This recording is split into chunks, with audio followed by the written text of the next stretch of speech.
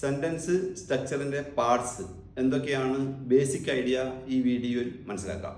അപ്പോൾ അടുത്ത വീഡിയോസ് കാണുന്ന നേരത്ത് ഒരുപാട് സംശയങ്ങൾ മാറിക്കിട്ടും.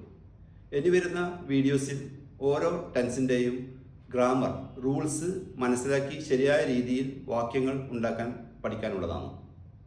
വീഡിയോയിലേക്ക് എല്ലാവർക്കും സ്വാഗതം. We are playing football. ഞങ്ങൾ ഫുട്ബോൾ കളിക്കുകയാണ്. ഇപ്പോൾ ഞാൻ എന്താ ഇവിടെ ചെയ്തേ? ഒരു വാക്യം ഉണ്ടാക്കി അല്ലേ? വാക്യത്തെ ഇംഗ്ലീഷിൽ സെൻറ്റൻസ് എന്ന് പറയും. കുറച്ച് സെൻറ്റൻസ് സ്ട്രക്ചറിൻ്റെ പാർട്സ് ക്രമപ്രകാരം കൊടുത്ത് ഉണ്ടാവുന്നതാണ് ഒരു സെൻറ്റൻസ്. ഇതിൽ ഏതാണ് സെൻറ്റൻസിൻ്റെ parts? 1 subject, 2 auxiliary verb, 3 main verb, 4 object. ഇവരെക്കുറിച്ച് ഒട്ടും അറിയാത്തവരാണെങ്കിൽ ടെൻസിൻ്റെ വീഡിയോസ് കാണുന്നതിന് മുൻപ് ഈ വീഡിയോ മുഴുവനും കാണുക. അറിയുന്നവർ ആണെങ്കിൽ ഈ വീഡിയോ കാണേണ്ടതില്ല. 1 സെൻറ്റൻസിൻ്റെ തുടക്കത്തിൽ വരാനുള്ളത് സബ്ജക്റ്റാണ്. പ്രവൃത്തി, അതായത് ആക്ഷൻ ചെയ്യുന്ന ആൾ അല്ലെങ്കിൽ വസ്തുവിനെയാണ് സബ്ജക്റ്റ് എന്ന് പറയുന്നത്.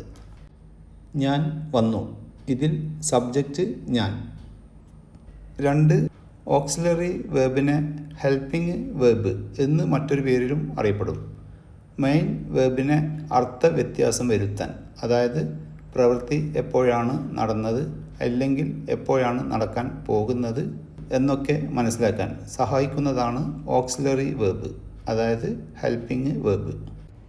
3 സബ്ജക്റ്റ് എന്താണോ ചെയ്യുന്ന പ്രവൃത്തി, ആ പ്രവൃത്തിയെ പറയുന്നതാണ് മെയിൻ വെർബ്.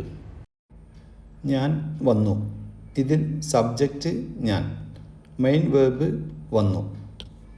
മെയിൻ വെർബ് 5 ഫോംസിലാണ് ഉള്ളത്: V1, V2, V3, V4, V5.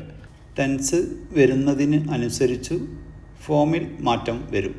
4 എന്താണ് ഒബ്ജക്റ്റ്?